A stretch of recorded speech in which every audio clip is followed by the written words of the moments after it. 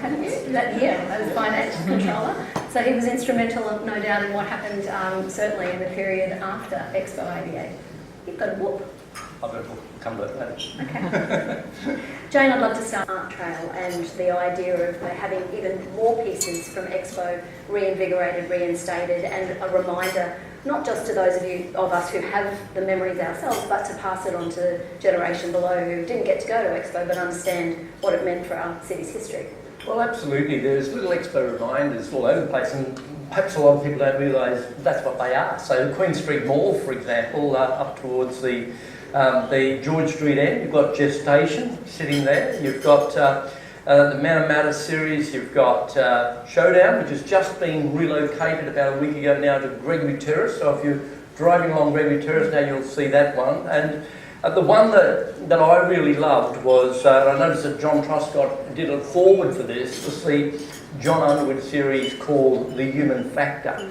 Now this was a series of figurines, if you like, done in fiberglass originally, and what we're doing, and I again have to thank Peter Acey for this, he's done all of the investigatory work in finding where these pieces are, because they've gone to the Four Winds. There was a series of about 90 pieces, I think, in all.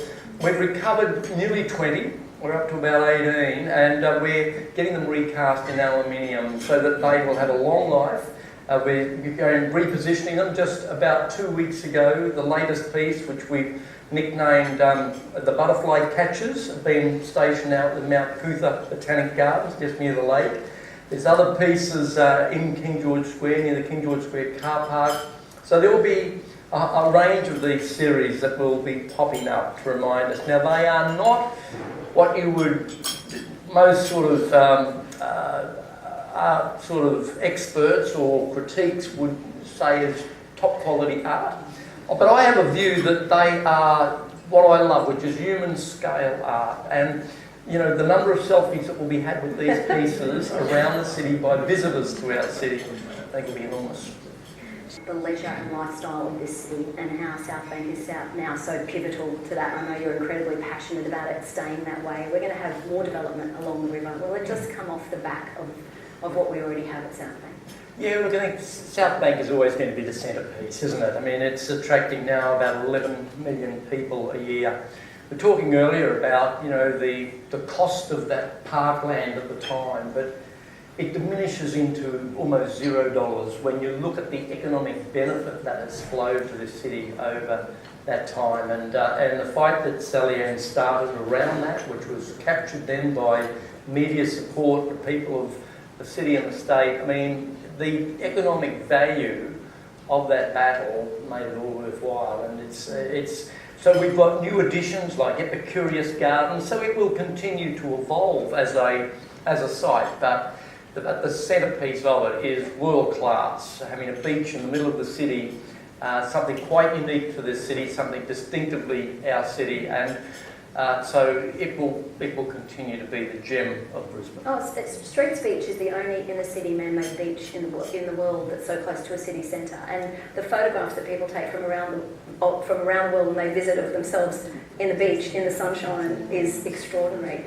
We're now going to see more development along the river. You and I were on City Cat together not long ago. Yep. We'll have this wonderful opportunity to link these spots up.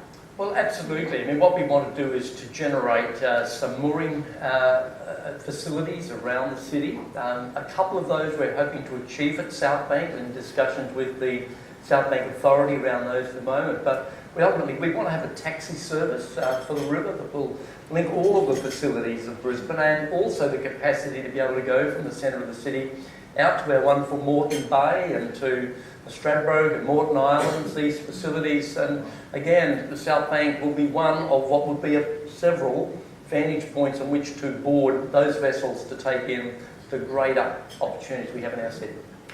We'll just wrap up and ask each of our panellists. Thanks, Stefan. Thank you. I would just like to finish off by asking you one question, and I don't know if you can cast your memories back to this. After a massive 6 months of Expo and everything we were all exposed to and all of the stories that were written around the world and at home and the wonderful entertainment, what was November of 1988 like? I don't know, I went to Bali. No, it was I think one of the most poignant moments for me, and I'm sure everybody who worked at Expo, was to say goodbye to my team, because we were so close by that stage. Saying farewell was really hard. Graham, for you? It must have been the beginning of a really exciting time. Yeah, look, it sort of was. I mean, there's nothing that stood out in November apart from still trying to perfect the chicken dance after the event. But look, I think it was just the wonderful memories. There was this crusade then that had to happen, but I was simply a member of a team, and Sally had led that, which was what we wanted post-Expo. That was the agenda. Okay. So I think, like a lot of people, I slept most of November, just catch up on sleep. But it was interesting, like the last night at Expo, after everybody left, because I still had access to the site, I just took a walk around the entire site, and there was people everywhere, but just solemn, and including some who were absolutely in tears. And there's one I walked up to, just said, "Hey, are you okay?" And they said, "I really don't know what to do now." And that was a bit of a sentiment. So I think everyone who was experienced it had a bit of a thing of like, what do we do now? Because it was such a big thing, and there was just that sense afterwards of it's gone. What's next? Well, I hope we've had an opportunity today to share some stories and to look back on a really exciting time in our city's history with fondness.